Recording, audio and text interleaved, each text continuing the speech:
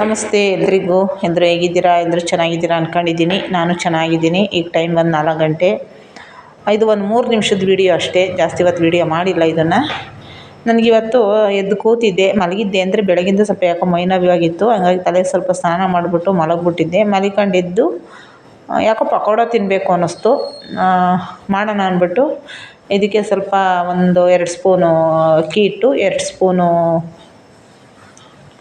ಕಡಲೆ ಹಿಟ್ಟು, ಒಂದು ಸ್ವಲ್ಪ ಸೋಡಾ ಪುಡಿ, ಒಂದು ಸ್ವಲ್ಪ ಉಪ್ಪು, ಒಂದು ಸ್ವಲ್ಪ ಅರಿಶಿನ, ಒಂದು ಅರ್ಧ ಚಿಟಿಕೆಯಷ್ಟು, ಮತ್ತು ಒಂದು ಸ್ವಲ್ಪ ಮನೆ ಖಾರದ ಪುಡಿ, ಕರಿಬೇವಿನ ಸೊಪ್ಪು ಇಷ್ಟು ಹಾಕ್ಬಿಟ್ಟು ಕಲಸಿಟ್ಟಿದ್ದೆ. ಈರುಳ್ಳಿ ಸಣ್ಣಗೆಲ್ಲ ಹಚ್ಕೊಂಡು ಎಲ್ಲ ಕಲಸಿಟ್ಟಿದ್ದೆ. ಸ್ವಲ್ಪ ಪಾತ್ರೆ ಇತ್ತು, ಹಂಗೆಲ್ಲ ತೊಳ್ಕೊಂಡೆ.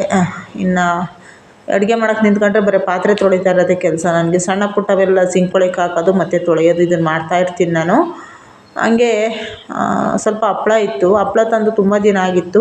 ಅದನ್ನು ತೇಲ್ಸ್ಕೊಂಬಿಡೋಣ, ತುಂಬ ದಿವಸ ಇಟ್ಕೊಂಡ್ರೆ ಅದು ಚೆನ್ನಾಗಿರಲ್ಲ ಹಪ್ಳ. ಅದಕ್ಕೇ ಅದು ತೇಲ್ಸೋಣ ಒಂದು 3-4 ಸಲ ತೇಲ್ಸಿದ್ದೆ.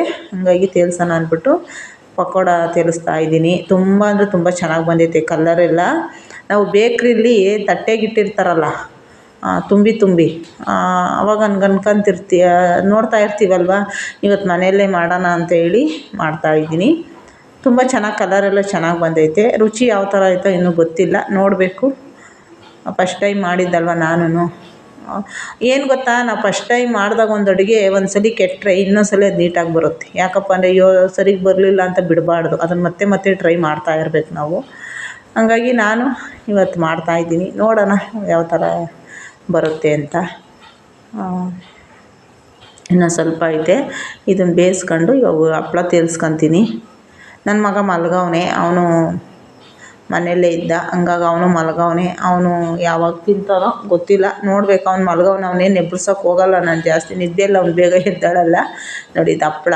ಈ ಹಪ್ಳ ನನಗೆ ಈ ಹಪ್ಳ ತೇಲ್ಸೋದು ನೋಡಿದಾಗೆಲ್ಲ ನನ್ನ ನೆನಪಾಗೋದು ಏನು ಗೊತ್ತಾ, ನಾವು ಚಿಕ್ಕ ಮಕ್ಕಳಲ್ಲಿ ಮದುವೆ ಮಾಡೋರಲ್ಲ, ಮದುವೆ ಮನೆ ಹತ್ರ ಹೋದರೆ ಇಂಥ ಹಪ್ಳನ ಪಂತಿಲಿ ಹಾಕೋರು. ಆವಾಗ ಈ ಹಪ್ಳ ನೋಡಿದ್ರೆ ನಮಗೆ ತಿನ್ನಂಗಾಗೋದು. ಕೊಡ್ತಾ ಇರಲಿಲ್ಲ ಅವಾಗ ಯಾರು ಹಪ್ಳಗಳೆಲ್ಲ ಅವಾಗ. ಇವಾಗ ನಿಜವಾಗ್ಲೂ ಮನೆಯಲ್ಲೇ ಇದ್ರೂ ತೇಲ್ಸಿದ್ರು ಒಂದೊಂದ್ಸಲ ತಿನ್ನೋಕೆ ಬೇಜಾರು. ಅಯ್ಯೋ ಯಾರು ತಿಂತಾರಪ್ಪ ಅನ್ಸುತ್ತೆ ಇವಾಗ.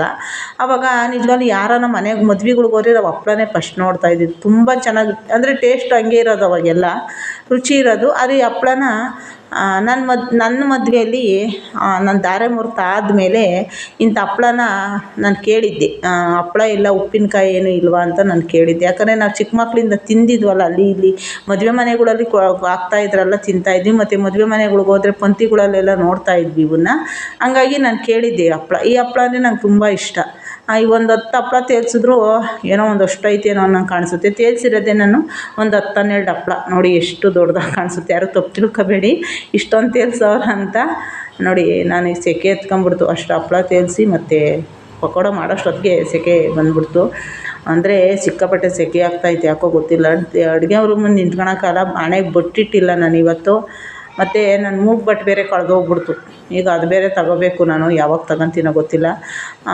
ಪಕೋಡ ಚೆನ್ನಾಗಿ ಬಂದೈತೆ, ಬಟ್ ಆದರೆ ಸ್ವಲ್ಪ ಉಪ್ಪು ಜಾಸ್ತಿ ಆಗಿಬಿಟ್ಟೈತೆ.